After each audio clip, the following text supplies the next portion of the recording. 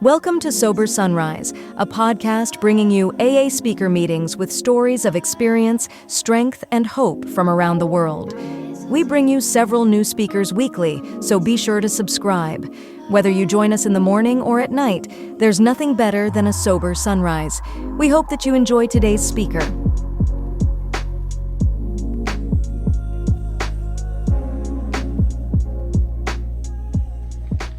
Let's look at the last three steps, not as just maintenance steps, not just to keep us sober, but to see if we don't actually continue to grow in our relationship with God, with ourselves, and with other human beings.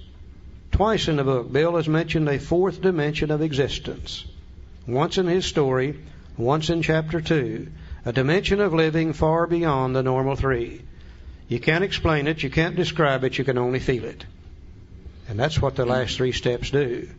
Move us into another dimension of living. Let's look at them for just a few minutes. You know, one of the things that we did as a fellowship is we took the steps out of the book and we put them on these little cards, put them on the wall. And if you look at step 10 on this card or on the wall, well, by the way, we left the instructions on how to work the steps in the book. People come into AA and look on the wall and try to work the steps off the wall without instructions. No wonder they get in trouble. But step 10 off the wall or this card says continue to take personal inventory and when wrong, promptly admitted it. And it looked like if we just continued to take a little inventory and if we were wrong, promptly admitted it, we would be doing the intent of step 10. And somehow or other we got the idea that we do that at night. Well, the nighttime portion is over in step 11. It's not in step 10. And Charlie and I have discussed this at great detail. We don't get in trouble at night in bed anymore. We need a daytime walking around step. So let's look at step 10 in a different light. So this thought brings us to step 10, which suggests that we continue to take personal inventory and continue to set right any new mistakes as we go along. We vigorously commenced this way of living as we cleaned up the past. We have entered the world of the Spirit. We've had a spiritual awakening. Our next function is to grow. To grow, not maintain, not stay where we are, but to grow. In understanding and effectiveness. Now this is not an overnight matter. It should continue for our lifetime. Continue to watch for selfishness, dishonesty, resentment, and fear. What step did we use to look at that in the first place? Anybody remember? Step 4, okay. Now when these crop up, we ask God at once to remove them. What steps did we use there? 6 and 7, all right. We discuss them with someone immediately. And what step was that? 5, okay. And make amends quickly if we've harmed anyone. And what steps did we use there? 8 and 9. Then we'd resolutely turn our thoughts to someone we can help. Love and tolerance of others is our code. It looks to me like if we follow the directions in the book, that we will be doing steps 4, 5, 6, 7, 8, and 9 every day on a daily basis for the rest of our lives. I would defy anybody in this room to do 4, 5, 6, 7, 8, and 9 on a daily basis and stay the way you are. You absolutely cannot do that. I've got that little inventory sheet right up here in my head, just as plain as day, and you do too. And what I've trained myself to do, if I get screwed up at 9 o'clock in the morning, used to I'd wait till I went to bed at night to do something about it. Well, when I do that, I've wasted another day in anger and worry and depression and etc. I finally trained myself that when I get screwed up about 9 o'clock, get off in the corner by myself. Say, okay, Charlie, who are you mad at? What did they do to you? What part of self is affected? What did you do, if anything, to set it in motion? Which character defect has come back to the surface? I can't get upset unless one of those old character defects has come back selfish, dishonest, self-seeking, frightened, or inconsiderate. I can spot it in just like that. I say, okay, God, you know I don't want to be this way. Please take this away from me, this selfishness or this dishonesty or whatever it is. I try to discuss it with someone immediately, preferably my sponsor. Sometimes I can, sometimes I can't, but I try to. Then I make amends quickly if I hurt anybody in this process. 10, 15, 20 minutes, it's all gone. The rest of the day is okay. I have wasted all the time that I want to waste in resentments and fear and anger and worry and depression and etc. I don't have to do that anymore. My God, I love to feel good. I just don't want to waste any more time. What little I've got left and that other kind of jazz, I've got a tool here that works every time. And as you continue to take personal inventory, as you continue to look and see who you're mad at and etc. and etc. and etc., you're going to learn more about yourself. As you ask God to take these things away, they become less and less. As you discuss them with another human being, preferably our sponsor, we know more about ourselves. As we make amends quickly, our relationship with the world and everybody in it becomes better and better. You can't do step 10 the way the book says and stay the way you are. You just can't. Your relationship with God, with yourself, and with your fellow man will become better and better and better and better. A new dimension of living that we never dreamed existed. Now be careful. This is just like 6 and 7. This is the other changing step. And if you stay fouled up, you can't blame it on anybody else any longer. Because if you're fouled up and you use step 10, you can get rid of that stuff. But if you stay fouled up and stay angry and worried and depressed and selfish and dishonest, it's got to be because that's the way you want to be. I can't blame it on anybody or God or anything else any longer. And once in a great while, I like to be screwed up.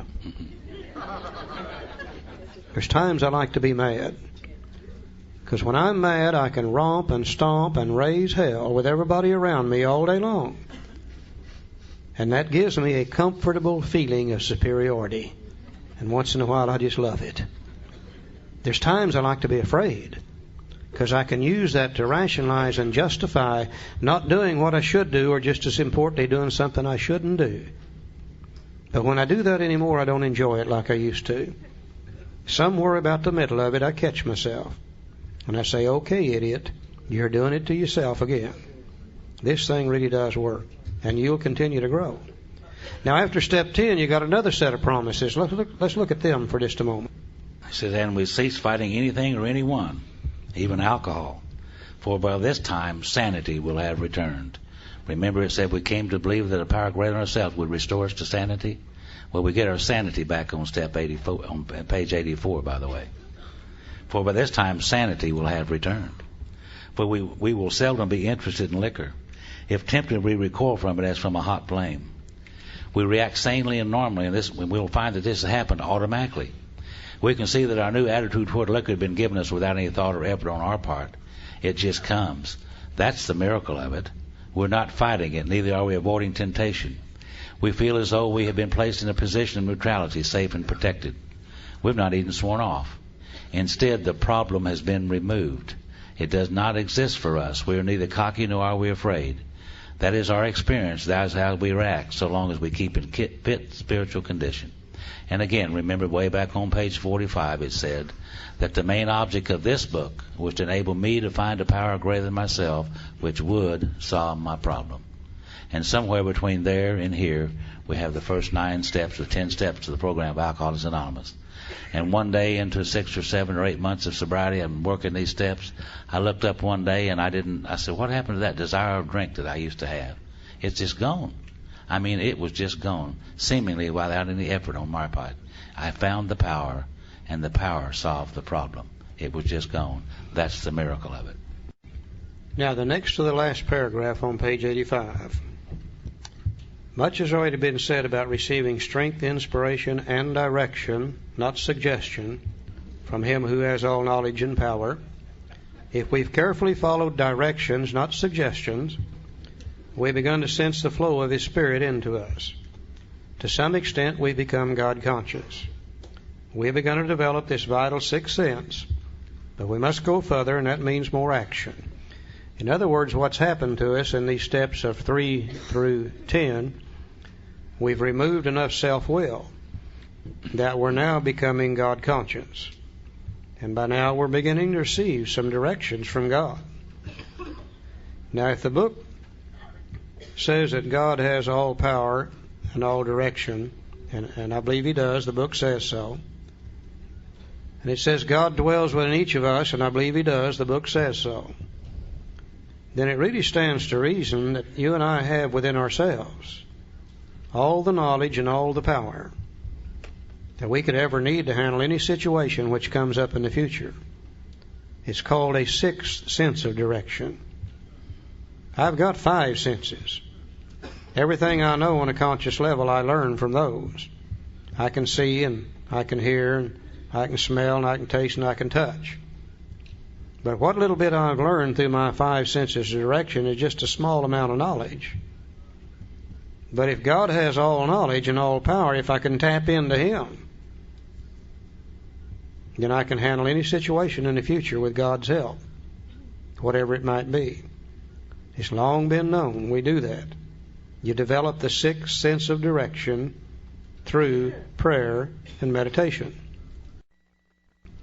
Most of us, we get here, I didn't know anything about meditation. I thought meditation is when you tried to clear your mind of all thought. Well, I've never been able to do that. When I wake up in the morning, that sucker turns on and it will not clear out. I thought maybe it was chanting, listening to soft music. That's probably some forms of meditation, but I knew nothing about any of it. I knew very little about prayer, even raised in church. I only knew 2 prayers. One went like this: Now I lay me down to sleep, I pray the Lord my soul to keep, and if I die before I wake, I'm not into that prayer anymore. That's dealing with death, and I don't want nothing to do with that. The other prayer that I used, and I bet you used it too, went like this: God, if you get me out of this damn mess, I swear I'll never do this again. Now I'm going to have to develop a life of prayer and meditation. Would seem to be impossible, wouldn't it?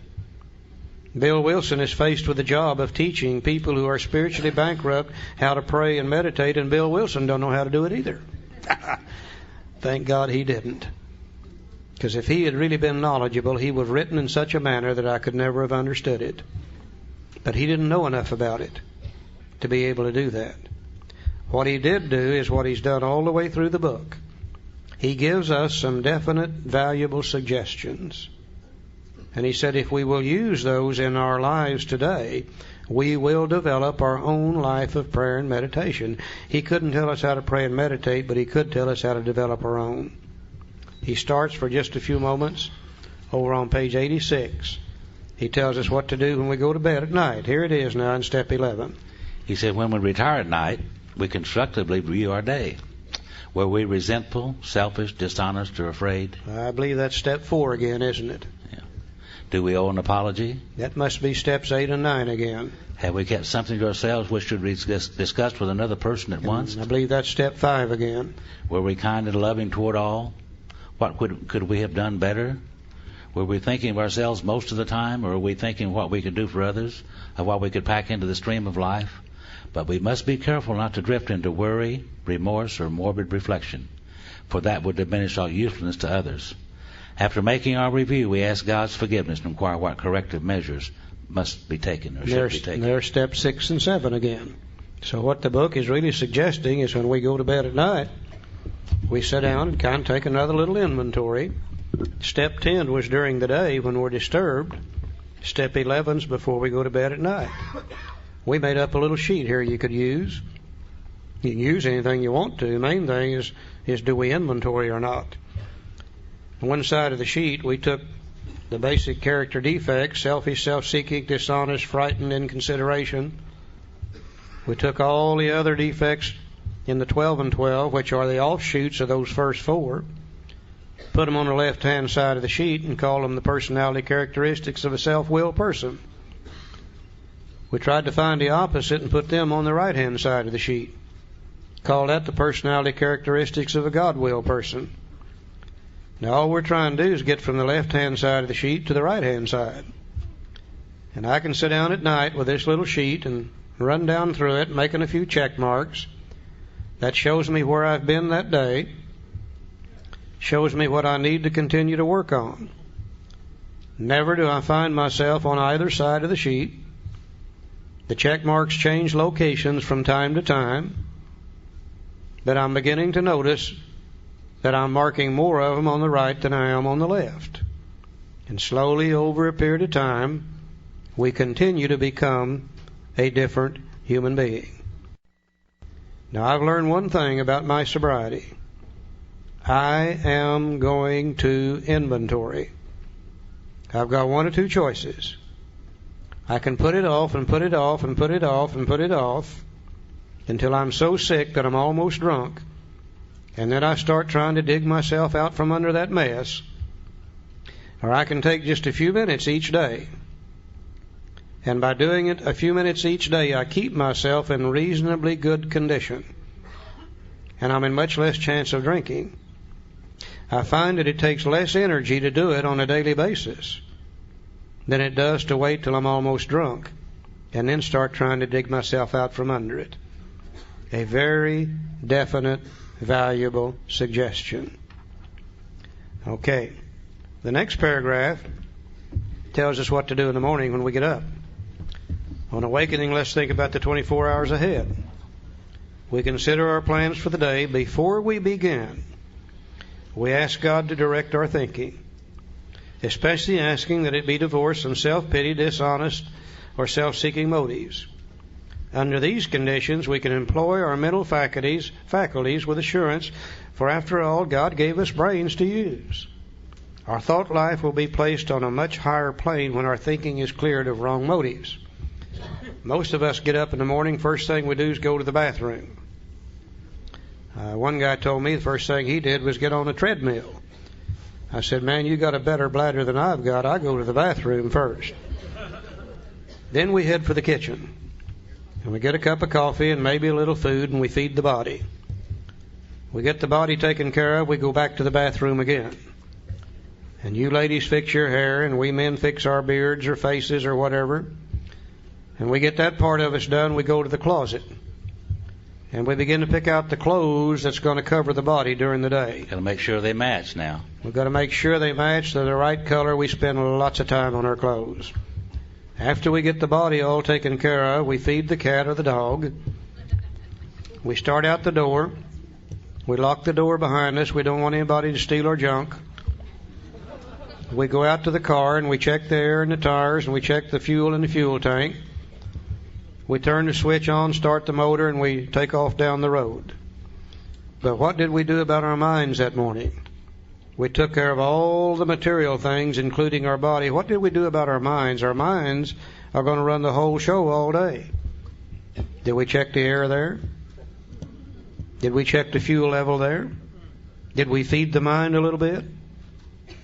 If we would take 5 to 10 minutes in the morning to ask God to direct our thinking throughout the day, ask God to give us the right thought and action before we even start thinking about the day, then chances are our thoughts about the day are going to be in better shape. If we spend 5 minutes in the morning there, coupled with 5 minutes in the evening when we go to bed, there's no telling what we could do with our minds. If we spend as much time on our minds as we do on our bodies, my God, we could become anything, couldn't we? If you've spent 5 in the morning and 5 in the evening, you've still got 23 hours and 50 minutes to screw the thing up. It only takes a little bit of time. Very definite, valuable suggestion. In thinking about our day, we may face indecision. We may not be able to determine which course to take. Here we ask God for inspiration, intuitive thought, or a decision. We relax and take it easy. We don't struggle. This is a form of meditation for busy people. We alcoholics don't have time to lay down on the floor and listen to soft music. We don't have time for chanting and all that stuff. We're busy people. Yeah. The book says when you face indecision, you can't decide what to do. Recognize you don't have the answer. Turn to God and ask God for the right thought or decision. Don't struggle, relax, and take it easy. I think what it means is get your mind off on something else. And the way I get my mind off on something else is I go start mowing the grass, painting the house, or washing the dishes. And quite often my mind goes back to that subject, and I've got information I didn't have before. It says, why don't you call Bill? Maybe he'll know. And I called Bill, and Bill's got the answer. They used to say, "My, wasn't it lucky I called Bill?" No. This is a form of tapping into the sixth sense of direction. And if you practice at it, it gets to where it becomes a common thing to do. It's amazing how this stuff works. Very simple suggestions. Page 87, first full paragraph down there toward the middle of the page, tells us how to pray. See, we usually conclude the period of meditation with a prayer, that we be shown all through the day what our next step is to be, that we be given whatever we need to take care of such problems. We ask especially for freedom from self-will, and we're careful to make no requests for ourselves only. We may ask for ourselves, however, if others will be helped. We're careful never to pray for our own selfish ends. Many of us have wasted a lot of time doing that, and it doesn't work. You can easily see why. As I said, I used to use God like an errand boy, send him out to get this done, get that done. It didn't work. He never did come back with nothing, you know. But I learned through doing that to start praying only for the knowledge of His will for me and the power to carry that out. And today I can't think of anything that would be better than to have God's will done in my life. Only. It would be a whole lot better than anything that I could ever dream of. Because as I said here today, I am in places today in many, many areas of my life that you can't get to other than by God's grace. It cannot be done. You know, I was practicing this thing around, and one day I was listening to the radio, and I heard a song that I heard all my life. And it talks about having a plane of inspiration. And I heard this song all my life. It's called In the Garden. Any of you all know that song? And it came to me, I said, well, that's a song about prayer and meditation, isn't it? In the morning, while the dew's still on the roses. That's about prayer and meditation. And I didn't know that. It just came to me. And I can read these things, and I can see these things today, and I know what they mean. I mean, I really do know what they mean. I don't know where that came from either. It certainly wasn't anything from me. I think it's God working in my life. I believe that. They said to me, pray only for knowledge of His will and the power to carry that out. I said, how in the hell is He going to know what I want?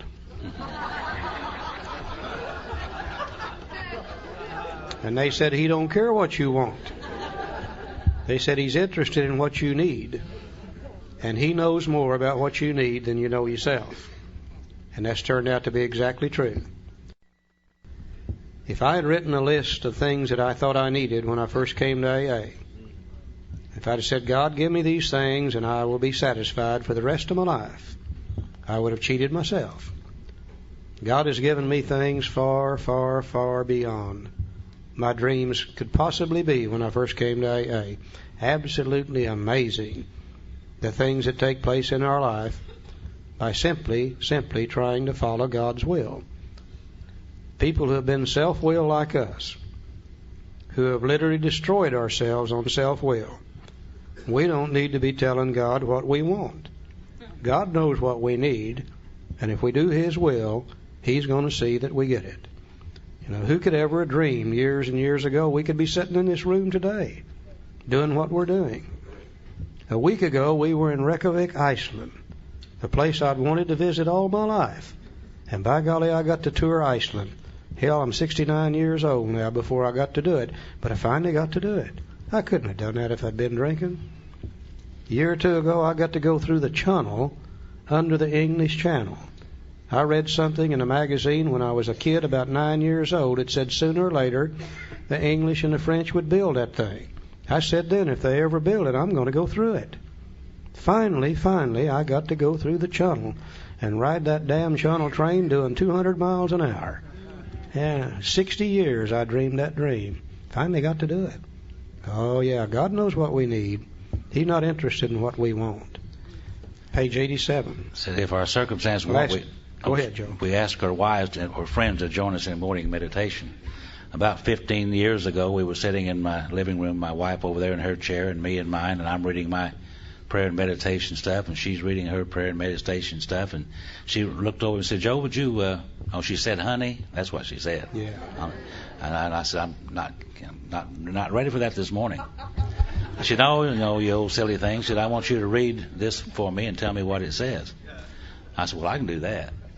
So I read that for her, and I told her what it said, and I told her a lot more than she wanted to know about it. And the next morning she said, would you read this and tell me what this says? And I did, and we discussed that a little bit. And that kind of set up a little deal in our house of praying together and sharing together. And we hadn't done that before. And I've heard all my life those people that pray together stay together. Joe, how long has it been since you and Phyllis have had a divorce? It's been 21 years. Yeah. And I'd have never thought about that. She'd come up with that. Yeah. Bottom of page 87. As we go through the day, we pause when agitated or doubtful and ask for the right thought or action. We constantly remind ourselves we're no longer running the show. Humbly saying to ourselves many times each day, thy will be done. We are then in much less danger of excitement, fear, anger, worry, self-pity, or foolish decisions. We become much more efficient. We do not tire so easily, for we're not burning up energy foolishly did, and we were trying to arrange life to suit ourselves. It works. It really does. That's a full paragraph right there. We alcoholics are undisciplined, so we let God discipline us in the simple way we just outlined. If you'll follow these definite and valuable suggestions on page 86, 87, you will develop your own life of prayer and meditation. You'll make your conscious contact. You'll be able to tap into that sixth sense of direction, and it's amazing the things that we can learn by doing that. Okay, we're going to talk now just a little bit about step 12, and then we'll be done. We don't want to go through this next chapter. We don't have the time, but I do want to look at 2 or 3 things in it very briefly. Let's go to page 92. Now, this is telling us how to work with other people, how to do our 12-step call, how to sponsor, and etc. The first paragraph says, tell him how baffled you were, how you finally learned that you were sick. Give him an account of the struggles you made to stop. Show him the mental twist which leads to the first drink of a spree. We suggest you do this as we've done it in the chapter on alcoholism. If he was alcoholic, he will understand you at once. See, this is what Silkworth told Bill to do. He will match your mental inconsistency with some of his own. If you're satisfied that he's a real alcoholic, begin to dwell on the hopeless feature of the malady. Show him from your own experience how the queer mental conditions surrounding that first drink prevents normal functioning of the willpower. In other words, we share our story, and we show him our allergy, our obsession of the mind, our hopeless condition of the mind and body, and if he's a real alcoholic, he'll match it immediately. We get his attention that way. We tell him exactly what's wrong with him. Page 93. Let him ask you that question if he will. Tell him exactly what happened to you. Stress the spiritual feature freely. If the man be agnostic or atheist, make it emphatic. He does not have to agree with your conception of God. He can use any conception he likes, provided it makes sense to him. The main thing is that he be willing to believe in a power greater than himself, and that he live by spiritual principles. In sharing our story and telling him what happened, then we get the idea of the need for the spiritual experience across to him, after we got his attention by talking about the problem. Page 94. Outline the program of action, explaining how you made a self-appraisal, how you straighten out your past, and why you are now endeavoring to be helpful to him. Talk to him about the program of action. Take him by the hand and walk with him through the program of action. You see, it's suggesting here that we do the same thing the first 100 did. It's suggesting here we do the same thing the Big Book does. You see, the Big Book was the 12th step in print. They could not go call on that person individually. So the book had to tell him the problem, tell him the solution, show him the program of action.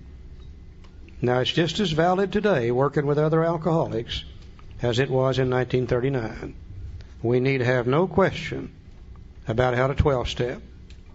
We need have no question about how to sponsor. This chapter tells us exactly how to do it. And I said to my sponsor one time, I said, well, I'm afraid to work with another person. I'm afraid I'll hurt them. And he said, Charlie, you can't hurt them. He said, they're going to die from alcoholism anyhow. That there's no way you can hurt them, and you might help yourself. So if you're not working with others yet, for God's sake, start. The 12th step has 3 pieces in it, very briefly. The first part is the greatest promise in the book. Having had a spiritual awakening as the result of these steps. I think that promises to me that if I apply the first 11 steps in my life to the best of my ability, I will have a spiritual awakening. Now, what is a spiritual awakening? A personality change sufficient to recover from alcoholism. Bill tells us in the 12 and 12, there's many kinds of spiritual awakenings. There are people in AA, but they've all got certain things in common. That is, that we're able to feel, believe, and do things we could never do before on our own strength unaided. I feel things I've never felt before. I feel love, patience, tolerance, compassion, and goodwill toward my fellow man. Before AA, I could have cared less about you. Oh yeah, you could have some, but I always got mine first. I don't feel that way anymore. I believe things I've never believed before. I believe God is a kind and a loving God. I believe He stands ready to help any human being anywhere in the world the instant they're ready to give up on self-will and turn to Him. When I came here, I thought He was hellfire and brimstone. I thought He was a God of justice. Thank God He's not a God of justice.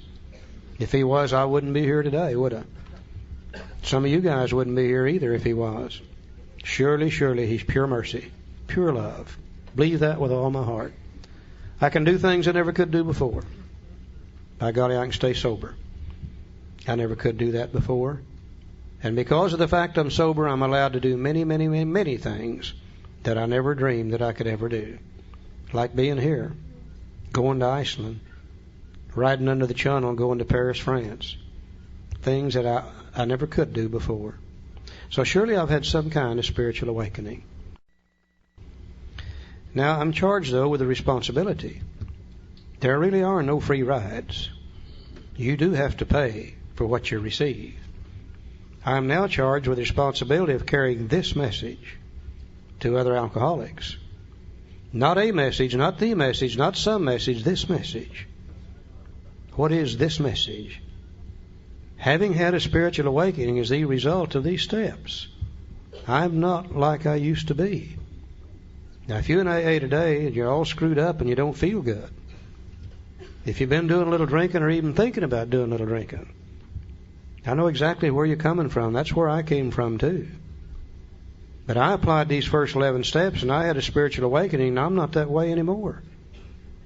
And if you don't want to be that way anymore, then you apply the first 11 steps and you won't be that way anymore either, because you'll have a spiritual awakening. It's the only message that AA's got.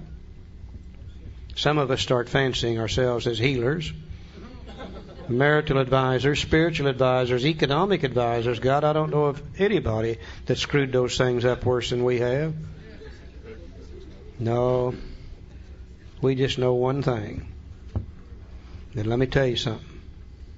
The one thing we know it better than anybody alive. You and I know more about alcoholism than anybody alive. We're the only people that's ever experienced it. We know more about recovery from alcoholism than anybody alive. We're the only people that's ever done it.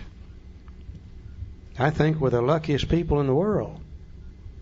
I think surely, surely, surely God got tired of seeing people like us die back in the 1930s. I think He decided to do something about it, and He's always worked with people through people. I believe He picked Bill and Bob, the first 100. I think He picked Abby Thatcher and Dr. Young and Dr. Silkworth and the Oxford groupers and that whole bunch, and put it together so we could have it today.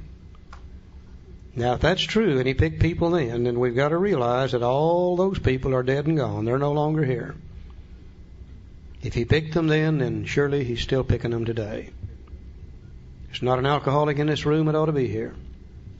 Every one of us ought to be dead. Some of us 2 or 3 times. And we said, my, wasn't we lucky last night? I don't think luck had anything to do with it. I think God picked you out, let you suffer your alcoholism so you would learn what He wants you to know. And then when He got ready to use you, He removed the obsession to drink. And that's the only reason we're here today, to be able to help other alcoholics.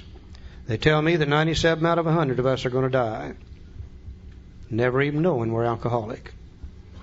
If that's true, 3% of us are stumbling in the doors of AA. Less than half of us are recovering. We're talking about 1 out of 100. I used to say, God, why am I an alcoholic? Today I say, God, why am I not one of those dying from alcoholism? He's got a job for me. He's got a job for you. And it's only when you fit into God's plan for you that you really become happy. I think every human being on earth today, God's got a certain purpose for them. And I think ours is to carry this message of recovery to other alcoholics. We have the ability to avert death in countless thousands and thousands of people. Very few people have that opportunity. Carrying this message is very simple. Just do it like the book says to do it. And it always works for those that want it.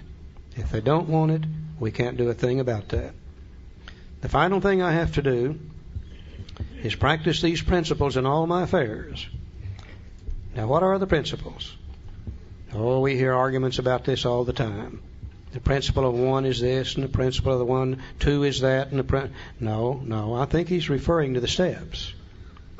He said, having had a spiritual awakening as the result of these steps, he already used steps once in step 12, so he's not going to use it twice. So this time he'll call them principles. Another place he calls them proposals.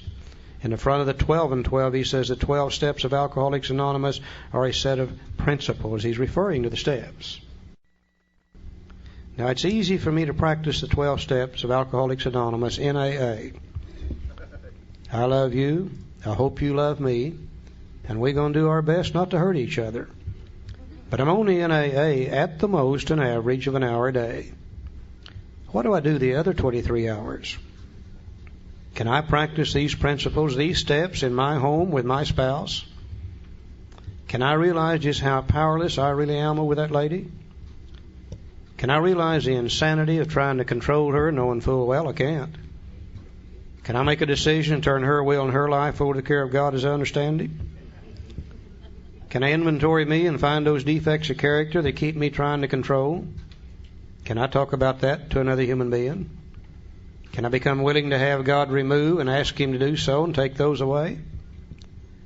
Can I make amends to her quickly when I've harmed her? Now, there's times I'm ashamed of me. There's times I treat absolute strangers on the street with more courtesy than I treat my own wife in my own home. Just think, if I could practice these principles there with her and she with me, why, we might pick up 10, 12 hours a day where we could be peaceful, happy, and free in our home. If we don't practice them, we don't stand a chance. We're at each other's throat continually. Can I practice them with my children?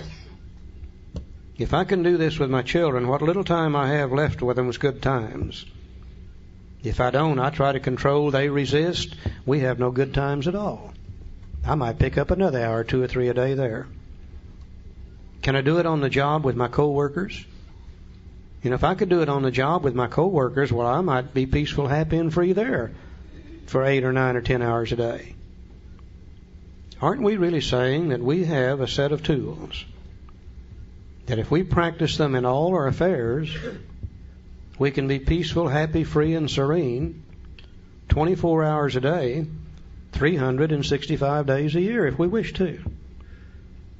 My sponsor used to say, Charlie, you can be just as happy as you want to be. And I'd say, you old fart, you have no idea what you're talking about. Today I hear myself saying, you can be just as happy as you want to be. You got the tools to do it with. Now make no mistake, God is not going to do this for you. Other people are not going to do this for you. But you, with God's help and the help of other people, can do it for yourself. I think we're the luckiest people in the world. I really do. Joe? Now, where does all that stuff come from? Well, it comes from the best of medicine, psychology, and religion. And there's a story in that other book about this fellow, and he was walking around practicing these principles and carrying this message. And one night he told the people there, he said, the things that I do, you can do also, and even greater. Well, a couple of guys heard this, and they went back to the little village. They had a sick friend there. They brought him to the meeting the next night. Now, I like to think they were alcoholics, because they went up on the roof and they chopped a hole in the roof. And they let the guy down in there. And he looked at that guy and he looked up at him and he said, well, it's by your faith that this man was healed. See, it was by the faith of the people in the Fellowship of Alcoholics Anonymous when I arrived that I was able to hang around till I could come to believe, so that I could come to take some decisions, so that I too could come to have faith. The Fellowship of Alcoholics Anonymous is extremely important to me. It was by their faith for me. Later on, he was in a little town called Cernan. And after the meeting that night, and he was leading the meeting or speaking at the meeting, and after the meeting that night, they were standing around smoking cigarettes and drinking wine, I guess, or coffee or whatever they were doing. And they were talking. And they told him a fellow they had locked in a cave on the side of the hill. Now, this might have been the First Treatment Center. I don't know. And he said, I want to go up and talk to this guy. I said, no, you don't want to talk to this guy. This guy is full of resentments, and he's full of fear. He's harmed a lot of people. We've got him chained to the wall up there so he won't harm himself or other people. You don't want to go up and talk to him. He said, yeah, I do. I said, what's his name? He said, his name is Legions, for he is many. Many defects of character, you see. So he went up there and talked to this guy for a little while and turned him loose. Cut loose of his resentment, cut loose of his fear, cut loose of his guilt, shame, remorse, and set him free. Now, he wrote a little step for us right here. Because the other people that he'd helped, those other 12 guys he'd helped, he took them with him. And Legion wanted to go with him. He said, can I go with you and do what you do? And he said, no, Legions. He said, I want you to stay here and tell people what happened to you. I think they call that pass it on, is what Bill Wilson said. Is Barbara in the room? Barbara, you here? Where are you, hon? Yeah, stand up. I want you all to meet Barbara in case you haven't got to meet her. Okay. Yeah.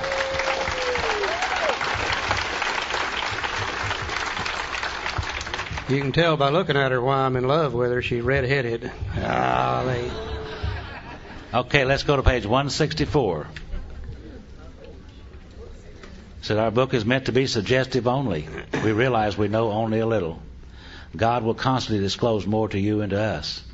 Ask him in your morning meditation what you can do each day for the man who's still sick. The answers will come if your own house is in order. But obviously you cannot transmit something you haven't got. See to it that your relationship with him is right. That's the only relationship this book talks about, by the way. See to it that your relationship with him is right.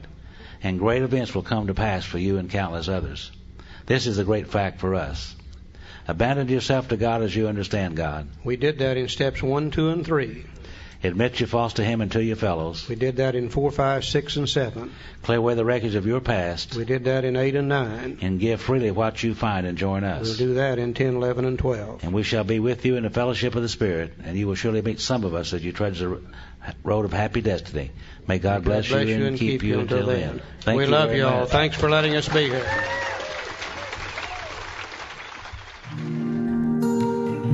Thank you for listening to Sober Sunrise. If you enjoyed today's episode, please give it a thumbs up as it will help share the message. Until next time, have a great day.